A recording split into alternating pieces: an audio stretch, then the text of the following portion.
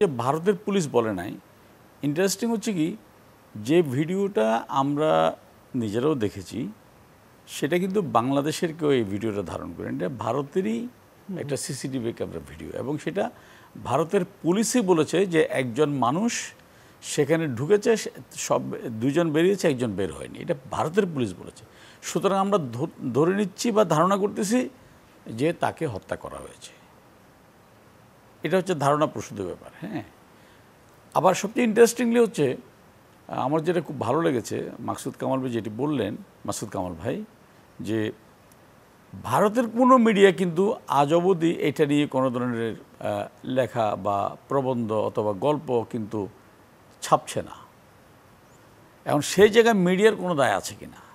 প্রতিদিন যদি মিডিয়া, পুলিশেরও কতটুকু কথা বলা উচিত না, সেখানে মিঠু ভাই আছেন, উনি দীপু ভাই আছেন, উনি একজন সিনিয়র আইনজীবী, উনি হয়তো আমার চেয়ে ভালো বুঝবেন, যেহেতু আমিও আইনের লোক না, মাসুদ কামাল ভাই জানি না আইনের লোক কিনা সেটা আমি জানি না। বাট আমার কমন সেন্সে যেটা বলে সেটা হচ্ছে কি, হত্যাকাণ্ড সংগঠিত যদি হয় এবং এটার সাথে যারাই জড়িত থাকুক না কেন, সে যত বড় দুর্বল হোক বা যত বড় শক্তিশালী হোক, তাকে বিচারের আওতায় আনা দরকার। কিন্তু তার আগে, যেমন ধরেন, হ্যাঁ, কিছু কনফিউশন তো আছেই। খুনিদের স্বীকারোক্তি আমরা তো আর শুনি নাই, এটা যারা ইন্ট্রোগেট করেছেন তিনি শুনেছেন। স্বীকারোক্তি কিভাবে নেওয়া হচ্ছে সেটা নিয়ে তো বিস্তর প্রশ্ন বাংলাদেশের। আমি তো সেই জায়গায় আসছি না, স্বীকারোক্তি কীভাবে, এখন স্বীকারোক্তি নিতে হবে, এটা পৃথিবীর সব দেশে এরকম কম বেশি হয়। এখন এগুলো নিয়ে তো যদি বিবেচনা করা যায় তাহলে আলোচনা করার কি দরকার? স্বীকারোক্তি পৃথিবীর কোন দেশে কীভাবে নেওয়া হয় আপনি বলেন? একটা মানদণ্ড আছে? কোনো মানদণ্ড নাই। আপনি ইরাকে বাগদাদে যেভাবেই আমেরিকানরা ঢুকার পরে বাগদাদের মানুষের উপর নির্যাতন করেছে, স্বীকারোক্তি নিয়েছে, এগুলো কিভাবে বর্ণনা করবেন? এটা তো বাংলাদেশের ক্ষেত্রে নতুন কিছু না, এটা পৃথিবীব্যাপী এটা হচ্ছে, এখানে পৃথিবীব্যাপী হচ্ছে। বিচারের একটা বড় আমার বক্তব্যটা হচ্ছে সেটা না, আমার হয়ে গেছে ফরেনসিক এভিডেন্সের।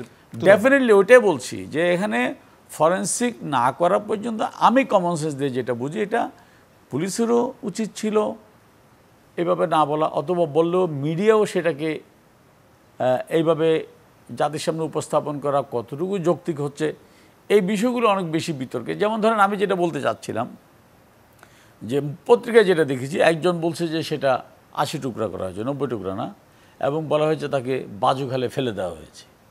সেখানে তন্ন তন্ন করে খুঁজে তাকে কিছু পাওয়া যায়নি। আবার বলা হচ্ছে সেটা এখন সেফটি ট্যাঙ্কির পাইপের মধ্যে পাওয়া গেছে। এই বিষয়গুলো তো আসলে, আবার একটি খাল থেকে হাড় উদ্ধার করা হয়েছে, কেমন না এটা? তাহলে এখন আবার ভারতের পুলিশও বলছে যে ফরেন্সিকে প্রমাণিত হয়েছে এটা মানুষ, কিন্তু মানুষটা কে? তাহলে এই জায়গায় দাঁড়িয়ে, এখন এই জায়গায় দাঁড়িয়ে তো অবশ্যই কিছু অনেকগুলো প্রশ্ন থাকে, অনেকগুলো কনফিউশনও তৈরি হয়।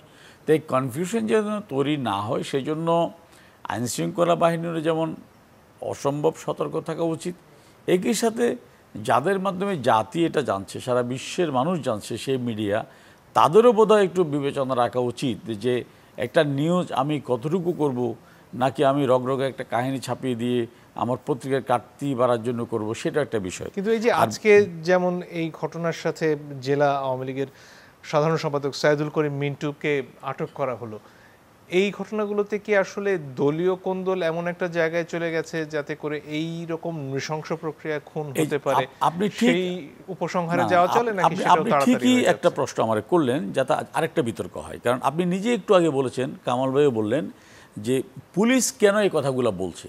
তাহলে সাইদুল করিম মিন্টু আওয়ামী লীগের সেক্রেটারি, তাকে ডেকেছে পুলিশ। এখন আমি যদি বলি যে এটাকে অন্যদিকে ডাইভার্ট করার জন্য বলছে, এখন তো কিছু আমি জানি না, বা অথবা পুলিশে কিছু বলেনি, তাই আমি কেন এটা নিয়ে কমেন্ট করবো? কেন আমি আরেকটা জানালা খুলবো? কি কারণে?